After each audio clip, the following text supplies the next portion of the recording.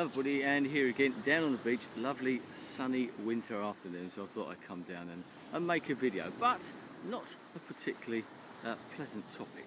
I was out the other day on Saturday having a great time at an event called South by Southeast, which is like a band showcase event, competition, a bit like a Hastings version of the South by Southwest festival that they got in Texas, where lots of bands play, etc. And this was like a competition. Very good it was too.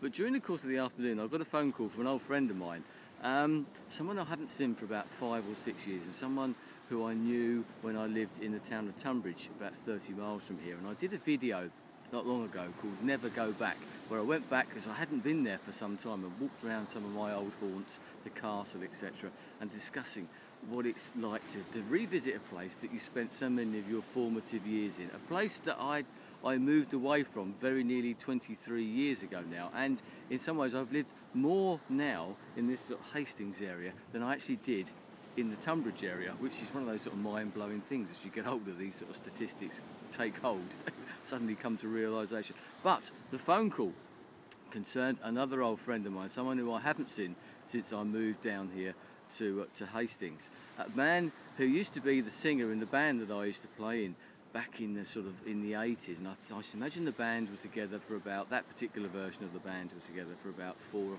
5 years, and someone obviously spent a lot of time with at the time. Unfortunately, the phone call was to say that he took his own life about a week ago. Unfortunately, once again, this didn't come as a great surprise to me. Yes, it's always a shock when something like that happens, but a man who had his problems, let's put it that way. I'm not going to go into any details, it's not fair to him and to his memory, but once again it transported me straight back to those times, the early 80s. I stopped playing in bands and stopped playing the drums when that particular band that myself and Phil and the other guys, Keith and John, were in. So that tells you that was sort of like an end to part of my life, and obviously moving down here was another continuation of that. But it transports you back, that sort of news, bad news though it is, it transports you back to that time, to that man, and to those times that we had, that I had.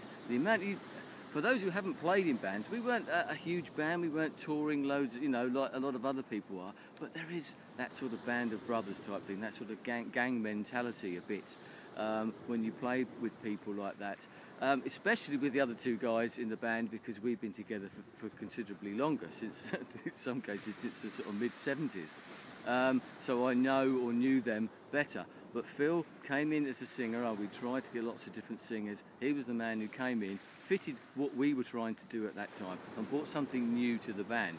Lots of different things new to the band. A sort of different style of music, lyrically, etc., etc.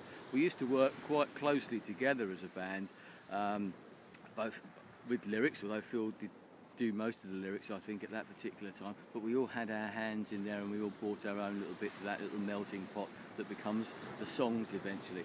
But you spend a lot of time together, whether it be in the recording studios that we did, not a great deal, but you know, there's an intensity there and the build up to it as well. But rehearsal times and the hours and hours that we spent rehearsing in an old Oast House barn that we used to use.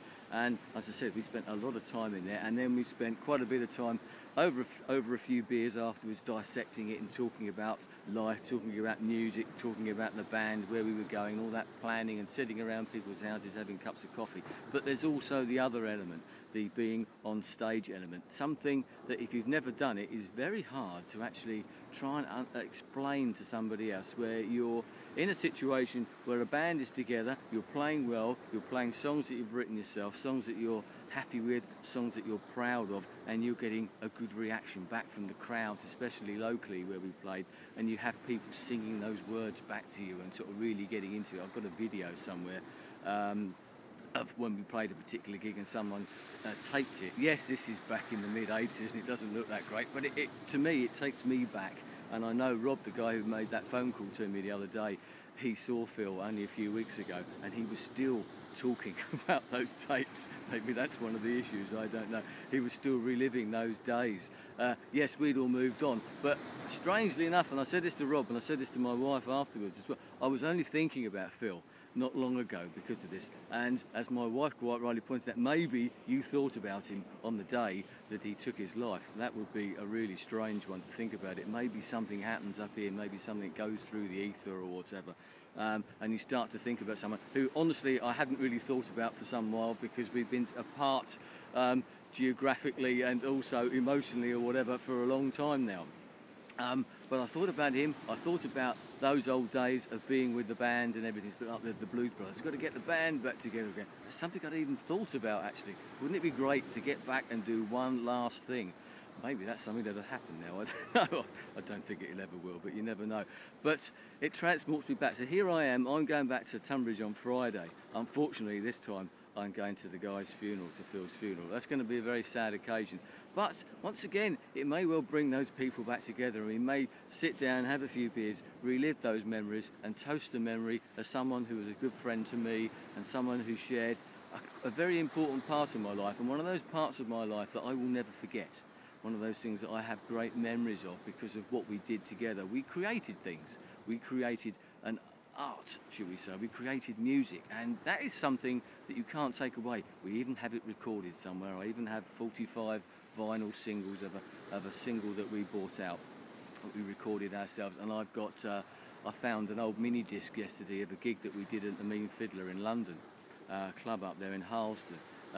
We did a few gigs in London, but that was probably the most prestigious one. And I remember that gig. I can still picture it now. And that's, as I said, one of those things. It's hard to explain to other people if you don't, if you've not been there yourself. But if nothing else, I should remember those memories, and all those memories, Phil will always be there. So thanks, Phil. Thanks for the memories. Thanks for those great times. And I hope you're having a better time where you are now than where you were before. So there you go. One of those little stories.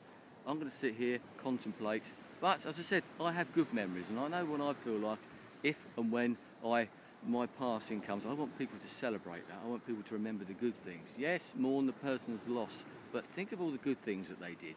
And as I said, he helped create music. Not everybody can say they've done that type of thing, so he lived a good life in his own way. Thanks very much, Phil. Thanks to everybody else. I'll speak to you again soon. Goodbye.